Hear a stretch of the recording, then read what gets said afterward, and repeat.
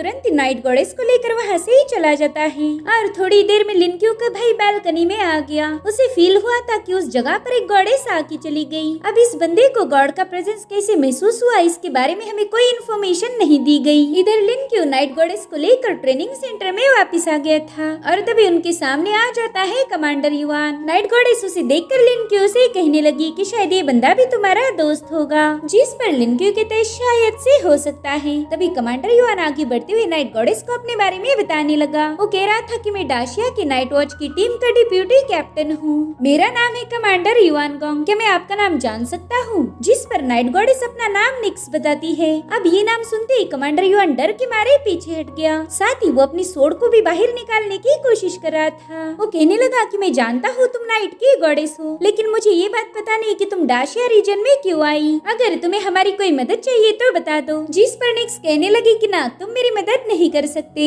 मैं तो यहाँ पर मेरे बेटे को ढूंढने आई थी। ये सुनकर तो कमांडर युआन को बहुत बड़ा झटका लग गया था। तो लिनक्यू तुरंत ही कमांडर युआन को एक्सप्लेन करने लगा। वो कह रहा था कि नाइट गॉडेस यहाँ पर उसके एजेंट को ढूंढने आई थी और उसने अपने एक एजेंट को भी सिलेक्ट कर लिया है, जो कि कोई और नहीं बल्कि मैं हूँ। ये सुनकर कमांडर युआन हैरान होकर कहने लगा कि तुम इसके एजेंट नहीं हो सकते, तुम तो ऑलरेडी माइकल के एजेंट हो। मैंने अपनी आंखों से देखा था तुम्हारे अंदर माइकल की पावर से। तो लिनक्यू भी उसे शर्माते हुए कहने लगा कि मैं माइकल के साथ साथ निक्स का भी एजेंट बन चुका हूँ। जिसके बाद वो गॉडेस निक्स से कहने लगा कि माँ प्लीज आप यहाँ से चली जाओ, मैं आपसे मिलने के लिए असाइलम में आ जाऊंगा। तो निक्स कहती ठीक है, पक्का मुझसे मिलने आना। जिसके बाद वो लिनक्यू से प्रॉमिस लेकर वहाँ से गायब हो गई।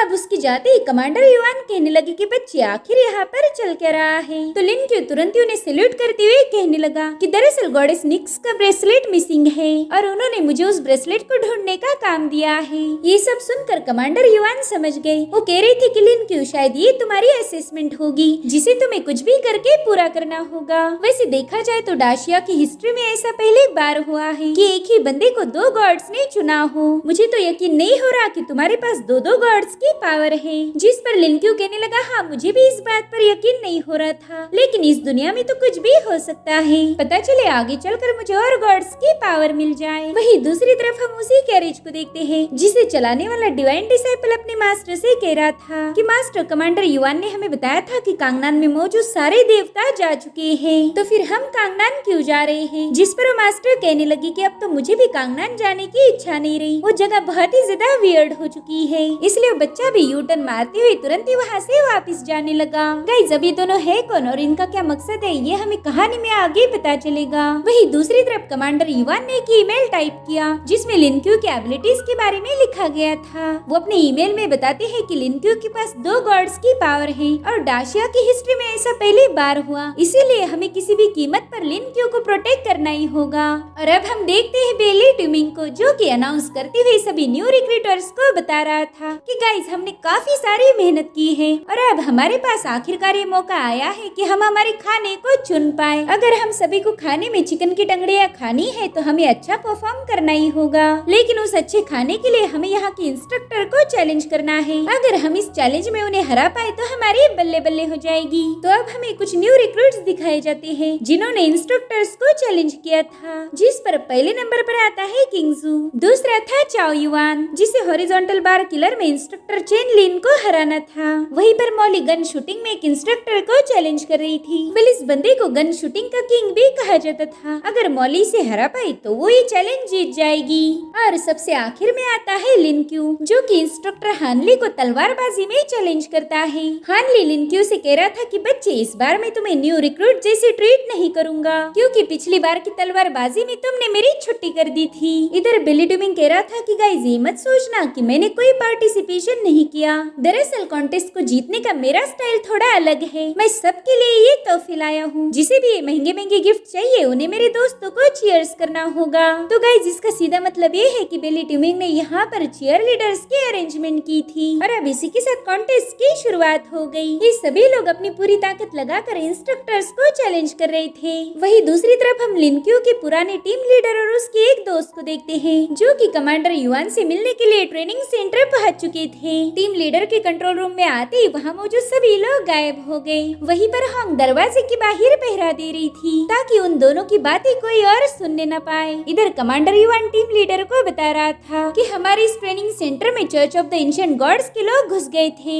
इनफैक्ट लियांग नाम के बंदे ने तो लिनक्यू के साथ फाइट भी की। हालांकि लिनक्यू ने इसके बारे में मुझे कुछ नहीं बताया, लेकिन यहाँ पर जो भी होता है उसकी मुझे खबर मिलती है, जिस पर टीम लीडर बताने लगा कि मेरे बंदे भी church of the ancient gods के लोगों को ट्रैक कर रहे थे, लेकिन कल ही church of the ancient gods के सभी लोग अचानक से गायब हो गए। हमें तो ये भी पता नहीं कि वो लोग गए कहाँ। कई दिनों से वो लोग कांगनान सिटी में ही मंडरा रहे थे, लेकिन फिर अचानक से वो गायब हो गए। और जितना मैं उन लोगों को जानता हूँ वो बेवजह गायब नहीं होंगे। मेरे ख्याल से उनका टारगेट है ये ट्रेनिंग सेंटर। इधर सभी लोग कॉन्टेस्ट में काफी अच्छा परफॉर्म कर रहे थे, उन्हें पता ही नहीं कि इन पर क्या मुसीबत आने वाली है। वही दूसरी तरफ कमांडर युआन टीम लीडर पर काफी ज्यादा भड़क गए थे। वो कह रहे थे कि पहला तो मैं इस जिनान माउंटेन में आना नहीं चाहता था, लेकिन तुम लोगों ने फोर्सफुली मुझे यहाँ पर ट्रेनिंग सेंटर ओपन करने के लिए मजबूर कर दिया, और अब तुम यहाँ आकर बता रहे हो कि ये जगह भी सेफ नहीं। यहाँ पर मेरे पास लगभग 20 पावरफुल इंस्ट्रक्टर है। इतना ही नहीं, मैं खुद यहाँ पर बैठा हूँ। मैं भी देखता हूँ कि church of the ancient God के लोग हमारे साथ क्या करेंगे। जिस पर टीम लीडर उन्हें कन्विंस करने की कोशिश करता है। वो कह रहा था कि हम church of the ancient gods के लोगों को हल्के में नहीं ले सकते। वो लोग लगभग 2 महीनों से कुछ प्लानिंग कर रहे हैं, और ना ही हमें उनके अड्डों के बारे में कुछ पता है, इसीलिए हम लोग चाहकर भी उन पर अटैक नहीं कर सकते। और रही बात हमारी, तो हम उनके सामने पूरी तरह से एक्सपोज्ड हैं। वो हम पर कभी भी अटैक करके यहाँ से भाग सकते हैं। इनफैक्ट ब्लैक मार्केट में तो बेली ट्यूमिंग और लिनक्यू पर भी बोली लगाई गई है। जो भी इन दोनों को कैप्चर करेगा उन्हें बहुत बड़ा रिवॉर्ड दिया जाएगा। हमें कुछ भी करके इन दोनों को प्रोटेक्ट करना होगा, खासकर लिनक्यू को। जिस पर कमांडर युआन कहने लगा कि उन दोनों का क्या करना है उसका डिसीजन मैं लूंगा, क्योंकि फिलहाल वो दोनों मेरे अंडर है। इधर मॉली ने गन शूटिंग में काफी अच्छा परफॉर्म किया था, और उसका परफॉर्मेंस देखकर सभी लोग काफी ज्यादा खुश हो गए। इधर टीम लीडर कह रहा था कि तुम अपने न्यू रिक्रूट्स पर कुछ ज्यादा ही फोकस कर रहे हो, जिस पर युआन कहते हैं कि तुम मुझे मेरा काम ना सिखाओ तो बेहतर होगा। वो कहता है कि मैं तो तुम्हें सिर्फ बताने आया था, ये जगह अब सेफ नहीं रही, हमने जल्दी से न्यू रिक्रूट्स को यहाँ से शिफ्ट करना होगा, वरना अंजाम काफी ज्यादा बुरा हो जाएगा। क्योंकि एंशिएंट चर्च के लोग सनकी है, वो इन रिक्रूट्स के साथ क्या करेंगे इसकी कोई गारंटी नहीं। मगर कमांडर युआन तो अपनी जिद पर अड़े हुए थे। वो कहने लगे कि इन बच्चों को यहाँ रखना है या नहीं इसका डिसीजन तुम नहीं बल्कि मैं लूंगा। मैं तुम्हारा सीनियर हूँ, इसलिए मुझे मेरा काम मत सिखाओ। और इस तरह से वहाँ का माहौल काफी ज्यादा गर्म हो गया था। वही दूसरी तरफ हम लिनक्यू को देखते हैं, जिसने हानली के अटैक को रोकते हुए उसके गले पर अपनी तलवार टिका दी। वो कह रहा था अच्छा हुआ ये तलवार लकड़ी की बनी है, अगर ये रियल सोड होती तो तुम्हारी गर्दन धड़ से अलग हो जाती। हानली तो ये सुनकर जोर जोर से हंसने लगा। वो कहता है लिनक्यू, इस बात में कोई शक नहीं कि तुम एक जीनियस हो, और इसी वजह से आज मैं तुम्हारे सामने हार मानता हूँ। इधर बेली ट्यूमिंग भी कह रहा था कि गाइस देखो, हमारे साथियों ने इंस्ट्रक्टर्स को हरा दिया, चलो अब हमें ढेर सारा चिकन खाने को मिलेगा। जिसके बाद ये सभी लोग बड़े ही खुशी से कैंटीन की तरफ भाग रहे थे, लेकिन उतने में ही वहाँ पर अनाउंसमेंट हो गई कि ट्रेनिंग सेंटर टेम्पररी सस्पेंड हो चुका है, इसलिए सभी न्यू रिक्रूट्स जल्दी से बैकपैक करके ट्रेनिंग कैंप को इवैक्यूएट कर दो। उस अनाउंसमेंट से ये सभी लोग काफी ज्यादा शॉक हो गए थे। अब वहाँ पर कई सारी वैन्स रेडी हो जाती है, जिनमें इन सभी न्यू रिक्रूट्स को बिठाया जा रहा था। साथ ही इनके पास कुछ वेपन्स भी दिए गए, लेकिन बस नाम के लिए। उन वेपन्स को यूज करने के लिए इन्हें क्लियरली मना किया गया था। इधर हॉन्ग को देखकर लिनक्यू तुरंत ही उससे मिलने चला जाता है। वो हॉन्ग से पूछने वाला था कि आखिर इमरजेंसी इवैक्यूएशन क्यों हो रहा है, मगर टीम लीडर से बताता है कि इसके बारे में हम बाद में डिस्कस करेंगे। तो लिनक्यू तुरंत ही मिलिट्री वैन में जाकर बैठ गया।